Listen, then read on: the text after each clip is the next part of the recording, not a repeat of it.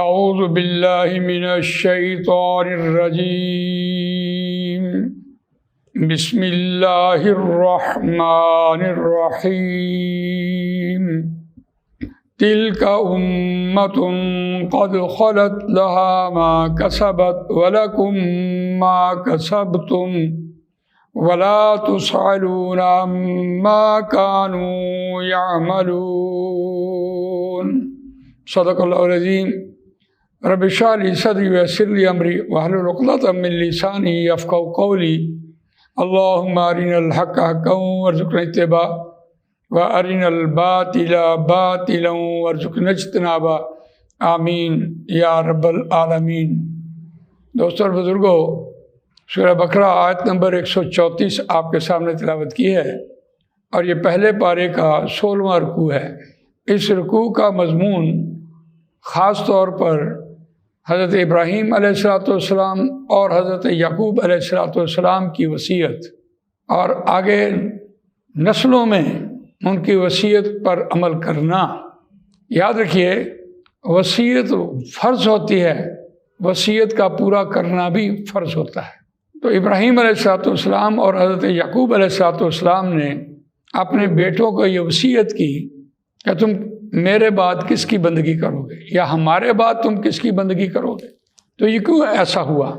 یہ اس لیے ایسا ہوا کہ ابراہیم علیہ السلام جد امجد ہیں ہمارے، اور حضرت اسماعیل علیہ السلام سے امت محمد بنی، اور حضرت یعقوب علیہ السلام سے آج کے دور کے یہود بنے۔ یعنی موسیٰ علیہ السلام پہلی شریعت لے کر آئے، اور ان کی آگے امت، اور اس امت سے یہ وعدہ لیا گیا۔ ظاہر بات ہے، آج ہمیں قرآن مجید نے یہ بتایا کہ حضرت یعقوب علیہ السلام نے بھی اسی بات کی وصیت کی تھی، اور وصیت کیا تھی کہ میرے بعد یا ہمارے بعد تم کس کی بندگی کرو گے؟ تو انہوں نے اقرار کیا الہ واحدہ، اکیلے معبود کی، اکیلے معبود کا وعدہ، اکیلے معبود کی بندگی کرنا، اس وصیت کو پھر توڑنا، یہ ان کا وتیرہ رہا۔ موسیٰ علیہ السلام کی قوم نے حضرت عزیر علیہ السلام کو اللہ کا بیٹا قرار دیا، اور حضرت عیسیٰ علیہ السلام کی قوم نے حضرت عیسیٰ اور حضرت مریم علیہ السلام کو بھی اللہ کے برابر شریک ٹھہرایا۔ وہ جو وعدہ لیا اور وہ جو وصیت کی، اس پر وہ کاربند نہ رہ سکے، اور اس پر انہوں نے جو غلط عقائد بنائے اور غلط عقیدے کیا بنے، وَقَالُوا لَن تَمَسَّنَا النَّارُ إِلَّا أَيَّامًا مَّعْدُودَةً۔ انہوں نے کہا کہ اگر آگ نے چھوا تو گنتی کے چند دنوں میں چھوئے گی۔ اور ان کا کیا کہنا تھا، وَقَالُوا لَن يَدْخُلَ الْجَنَّةَ إِلَّا مَنْ كَانَ هُودًا أَوْ نَصَارَىٰ۔ قرآن نے کہا تِلْكَ أَمَانِيُّهُمْ قُلْ هَاتُوا بُرْهَانَكُمْ إِن كُنتُمْ صَادِقِينَ۔ یہ تمہاری من گھڑت باتیں ہیں، تم دلیل لے کے آؤ کہ تم یہ کہتے ہو کہ جنت میں یہود و نصارہ کے علاوہ کوئی داخل نہیں ہوگا۔ تو اس پر قرآن مجید نے ان سے یہ وعدہ بھی لیا، اور قرآن مجید نے حضرت یعقوب علیہ السلام کی وصیت بھی سنائی۔ آج ہمارے ہاتھ میں قرآن مجید ہے، اور یہ دلیل اس بات کی ہے کہ انہوں نے حضرت یعقوب علیہ السلام نے وصیت کی اور انہوں نے وصیت کو توڑا۔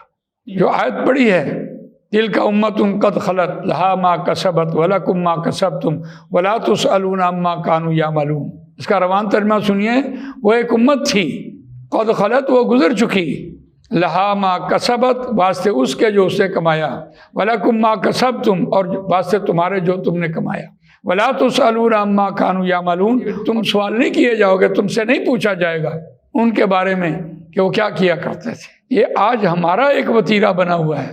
میں آپ کو وہ جملہ سناؤں، پنجابی میں کہا کرتے ہیں، کرے کوئی بھرے کوئی۔ ایسا ممکن ہے؟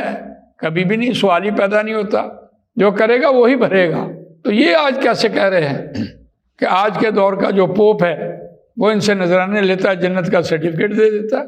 نبی اکرم صلی اللہ علیہ وسلم نے حضرت فاطمہ کو کہا، اپنی بیٹی کو، کہ اس دنیا میں مجھ سے کچھ لینا ہے تو لے لو میرے حصے میں سے، لیکن اللہ کے اختیار میں سے میں کچھ نہیں دے پاؤں گا۔ عقیدہ تو یہ ہے۔ انہوں نے اس عقیدے کو بگاڑا اور اپنے پاس سے من گھڑت باتیں بنا بنا کر امت مسلمہ کو بھی خراب کیا، اور شیطان کے یہ چیلے بنے۔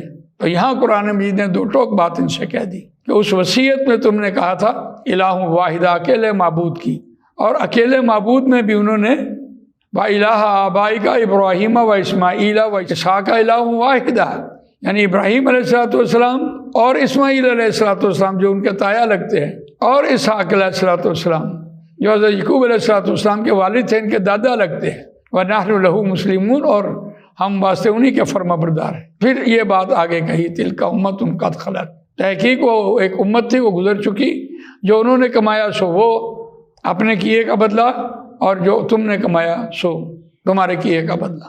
تو یہ آج جو ہم جہاں پہ کھڑے ہیں، ہم نے قرآن مجید پڑھا ہی نہیں ہے، ہم آنکھوں میں آنکھیں ڈال کر بات کرنے کے قابل ہی نہیں ہیں، کیونکہ ہم نے قرآن ہی نہیں پڑھا۔ قرآن مجید کی آیات کو پڑھیں اور سمجھیں اور اس پر عمل کریں، اس کو دوسروں تک پہنچائیں۔